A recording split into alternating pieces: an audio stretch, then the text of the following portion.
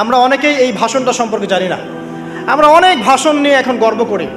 নবী করিম সাল্লাল্লাহু আলাইহি ওয়াসাল্লামের এই যে সর্বশ্রেষ্ঠ ভাষণ, এটা কতজন জানেন? বিদায় হজের ভাষণ।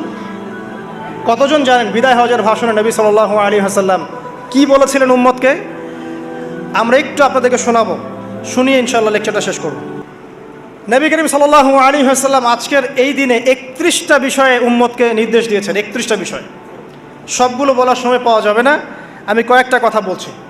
খুব ভালো হতো যদি আমি অ্যারাবিকটা বলার পরে বাংলাটা বলার সময় পেতাম। আমার হাতে 5 মিনিট সময় আছে এখন, কারণ অ্যারাবিকটার যে ভাব গাম্ভীর্যটা বাংলা আসলে আসবে না। তারপরে আমি চেষ্টা করছি।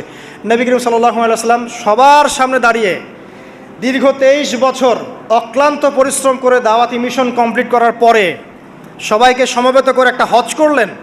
হজ করার পরে তিনি গুরুগম্ভীর কণ্ঠে বলছেন,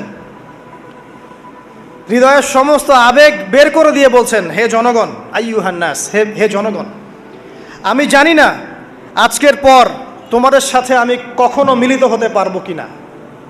একটু চিন্তা করেন, সাহাবীরা সামনে দাঁড়িয়ে আছেন, নবীজি দাঁড়িয়ে এই কথাটা বলছেন, হে জনগণ, আমি জানি না আজকের পরে আমি তোমাদের সাথে মিলিত হতে পারবো কিনা।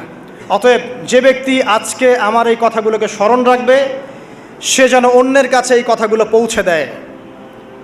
হতে পারে যার কাছে পৌঁছে দেওয়া হচ্ছে সেই এই কথাগুলোকে বেশি সংরক্ষণ করতে পারবে। আল্লাহ পাক তার প্রতি রহম করুন যে আমার এই কথাগুলোকে অন্যের কাছে পৌঁছে দিবে। নবীজির ভাষণ। এরপর নবীজি বলছেন, জেনে রাখো নিশ্চয়ই তোমাদের পরস্পরের, মুসলিমদের পরস্পরের সম্পদ, পরস্পরের রক্ত, পরস্পরের এই যে জান মাল ইজ্জত, এগুলো একে অপরের জন্য হারাম। মুসলিমদের পরস্পরের রক্ত, পরস্পরের ইজ্জত সম্মান একে অপরের জন্যে হারাম, এর হানি করা একে অপরের জন্য হারাম। ঠিক যেমন আজকের এই দিন হারাম, এই শহর হারাম, এই মাসও হারাম। নবী করিম সাল্লাল্লাহু আলাইহি ওয়াসাল্লাম বলছিলেন, জেনে রাখো 3টা বিষয়ে যেন তোমাদের অন্তর কখনো খেয়ানত না করে।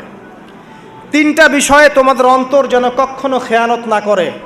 1, তোমরা যে কাজটাই করবা শুধু আল্লাহ পাকের সন্তুষ্টির জন্য করবে।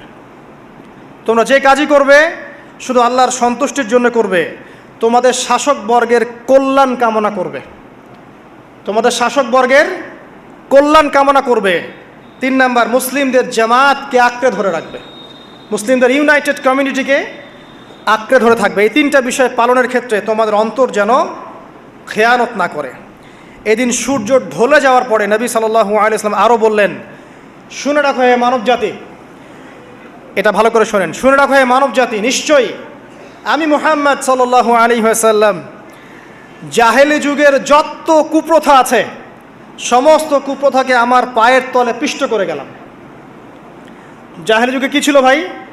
শিরিক ছিল, সুদ ছিল, মাদক ছিল, নারীর অবমাননা ছিল, কন্যা সন্তানকে দাফন করা হতো, রক্তক্ষয়ী হানাহানি মারামারি কাটাকাটি ছিল। এগুলো সব কিছুকে আমি আমার পায়ের তলে দাফন করে গেলাম। এটা কি দাফন হয়েছে?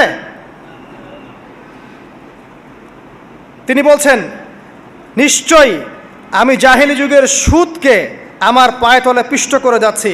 সর্বপ্রথম যার সুদ আমি পিষ্ট করছি তিনি হচ্ছেন আব্বাস ইবনে আব্দুল মুত্তালিব, আমার চাচার সুদ। নিজের পরিবার থেকে দৃষ্টান্ত স্থাপন করলেন। তিনি আরও বললেন, হে উপস্থিত জনগণ, তোমরা মেয়েদের ব্যাপারে সতর্ক থাকবে এবং তোমাদের স্ত্রীদের ব্যাপারে সতর্ক থাকবে, তাদের হকের ব্যাপারে সতর্ক থাকবে, কেননা তোমরা তাদেরকে আল্লাহর কালিমার মাধ্যমে হালাল করে নিয়েছো। অতএব তাদের ব্যাপারে তোমরা সতর্ক থাকবে। তোমাদের উপর তাদের হক হচ্ছে তোমরা যা খাবে, যা পরবে, তাদেরকেও তাই খাওয়াবে, তাই পরাবে। আর তাদের উপর তোমাদের হক হচ্ছে যে তারা তোমাদের বিছানায় এমন কাউকে আসতে দিবে না যাদেরকে তোমরা অপছন্দ করো।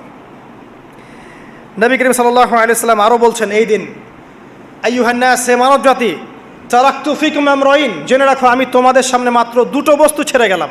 কয়টা বস্তু? লান তাদিল্লু মা তামাসসাকতুম বিহিমা, তোমরা কোনোদিন পথভ্রষ্ট হবে না যতদিন এই 2টা বস্তুকে আঁকড়ে ধরে থাকবে। কিতাব আল্লাহ, আল্লাহর কিতাব, ওয়া সুন্নতি নবীহি, এবং তার নবীর সুন্নাহ। তিনি আরও বললেন, আল মুসলিম, জেনে রাখো প্রকৃত মুসলিম সে ব্যক্তি, মান সালিমাল মুসলিমুনা মিন লিসানিহি ওয়া ইয়াদিহি, যে ব্যক্তির হাত এবং জবান থেকে অন্য মুসলিম নিরাপদ থাকে সেই ব্যক্তি হচ্ছে প্রকৃত মুসলিম। আল মুহাজির, আর প্রকৃত মুহাজির সে ব্যক্তি মান হাজারা মা নাহাল্লাহু আন, আল্লাহ পাক যা নিষেধ করেছেন সেখান থেকে যে দূরে থাকে সেই ব্যক্তি প্রকৃত মুহাজির, মানে হিজরতকারী। তিনি আরও বললেন, মনে রেখো আমি তোমাদের সবার আগে হাউজে কাউসারে চলে যাব, সুবহানাল্লাহ, এবং সেখানে আমি তোমাদের জন্য অপেক্ষা করতে থাকবো।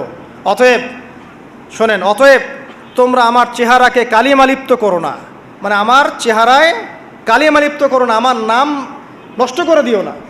আমি তোমাদের সংখ্যাধিক্য দেখে আল্লাহর কাছে গর্ব করব, আমাকে তোমরা অপমানিত করো না। আজকে কি আমরা তার দায়িত্ব পালন করে উম্মাহ হতে পেরেছি? নবীজি বলেছেন, তা আমার চেহারাকে কালিমালিপ্ত করো না, সুবহানাল্লাহ। তিনি বলছেন, ওই সময় কিছু মানুষ থেকে আমি মুক্ত হয়ে যাব, আর কিছু মানুষ আমার থেকে মুক্ত হয়ে যাবে। বলা হলো, কারা ইয়া রাসূলুল্লাহ? তিনি বলছেন, আল্লাহ পাককে আমি বলবো, ইন্নাহুম মিন্নি, হে আল্লাহ এরা আমার উম্মাহ, এরা আমার উম্মত, আমার সাহাবী। আল্লাহ পাক বলবেন, ইন্নাকা লা তাদরি মা আহদাসা বা'দাক, তুমি জানো না হে নবী, তোমার মৃত্যুর পর এই মানুষগুলো, পরবর্তী মানুষগুলো তোমার দিনের মধ্যে কত বেদাত সংযোজন করেছিল। তিনি আরও বলেছিলেন, হে জনগণ জেনে রাখো, প্রত্যেক পরিবারের জন্যে প্রতি বছর একটা করে পশু জবাই করার বিধান, প্রত্যেক পরিবারের জন্যে, সামর্থ্যবান পরিবারের জন্য প্রত্যেক বছর একটা করে পশু জবাই করার বিধান রয়েছে। তিনি আরও বললেন, মনে রাখো একজনের অপরাধের শাস্তি আর একজন কখনো পাবে না, আর বাবার দোষে ছেলে কখনো দুষ্ট হবে না, ছেলের দোষে বাবাও কখনো অপরাধী হবে না।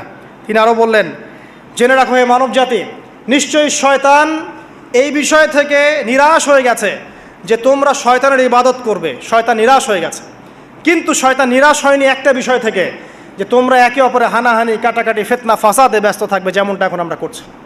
আমরা কিন্তু সরাসরি কখনো শয়তানের ইবাদত করছি, কিন্তু মুসলিমরা এখন পরস্পরে হানাহানি, কাটাকাটি, ফাসাদে লিপ্ত আছে। তিনি আরও বললেন যে একজন মুসলিমের জন্য হালাল নয় অন্য মুসলিমের সম্পদ আত্মসাৎ করা, যতক্ষণ না সে স্বেচ্ছায় খুশি মনে তোমাকে সম্পদ প্রদান করে। অতএব তোমরা একে অপরের প্রতি জুলুম করবে না। তিনি আরও বললেন, সাবধান, আমার ইন্তেকালের পরে তোমরা একে অপরের গর্দান উড়িয়ে কাফের হয়ে যেও না। সাবধান, আমার ইন্তেকালের পর তোমরা একে অপরের গর্দান উড়িয়ে কাফের হয়ে যেও না। তিনি আরও বলেছেন, একজন মুসলিম আরেকজন মুসলিমকে গালি দিতে পারে না। যদি একজন মুসলিম আরেকজন মুসলিমকে গালি দেয়, এটা হচ্ছে ফাসিকি, এবং একজন মুসলিম যদি আরেকজন মুসলিমের সাথে যুদ্ধ করে, এটা হবে এক প্রকার কুফরি। তিনি আরও বলেছেন, হে জনগণ জেনে রাখো, আমার পরে কোনো নবী নেই, আর আমার পরে তোমরা ব্যতীত আর কোনো উম্মত নেই। এর চেয়ে স্পষ্ট কথা হতে পারে? আমার পরে কোনো নবী নেই, আর আমার পরে তোমরা ছাড়া কোনো উম্মত নেই। তাহলে আমরা যখন নতুন নতুন নবী বানিয়ে নিচ্ছি, কোনো ক্ষেত্রে বলছি একজন ব্যক্তি ছিলেন, সে নিজে ঈসাও ছিল, সে মাহদিও ছিল, সে নবীও ছিল, নাউযুবিল্লাহ। এবং দিন দিন মানুষ এই খাতায় নাম লিখাচ্ছে, সুবহানাল্লাহ।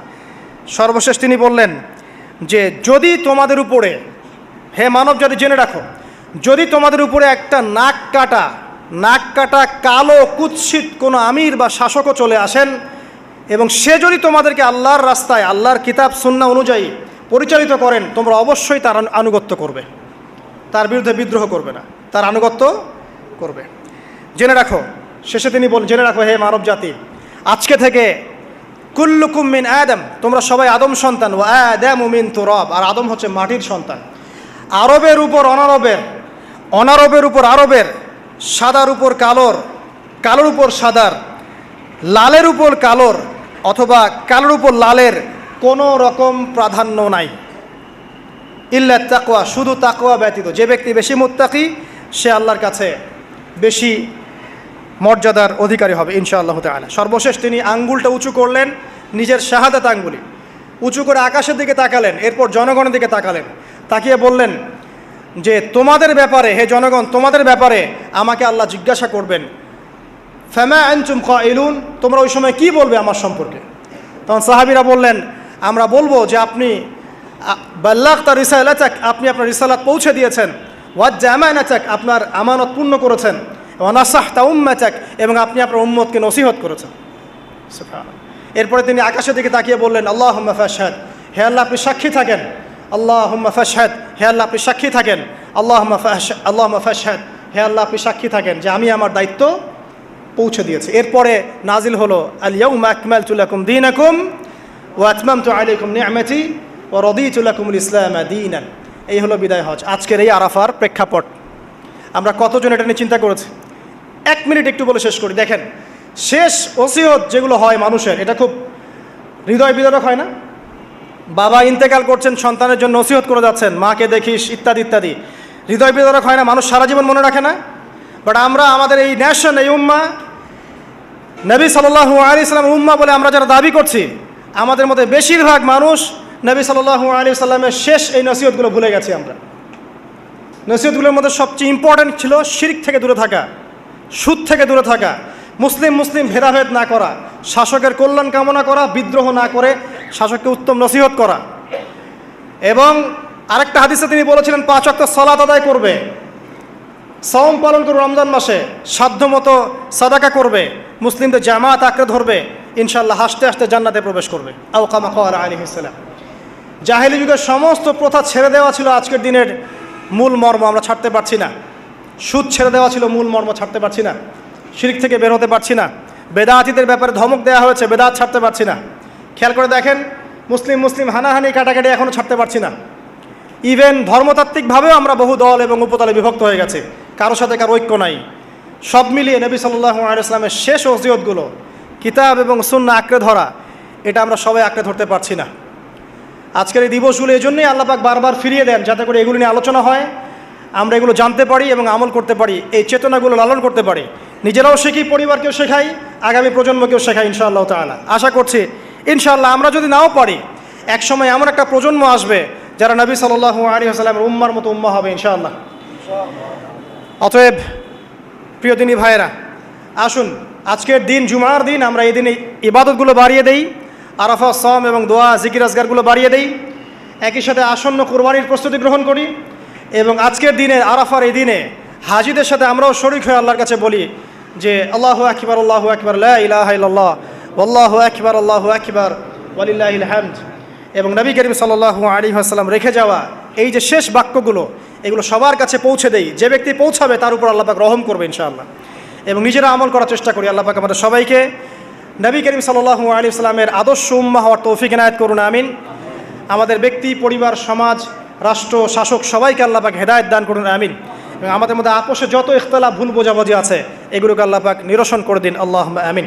আকুলু কাওলি হাযা আস্তাগফিরুল্লাহ লি ওয়া লাকুম ওয়া লিসাইরিল মুসলিমিন। বারাকাল্লাহু লানা ওয়া লাকুম বিলায়াতিল হাকীম। ইন্নাহু তাআলা জাওয়াদুন কারীমুন বাররাউফুর রহিম। আসসালামু আলাইকুম ওয়া রাহমাতুল্লাহি ওয়া বারাকাতুহু।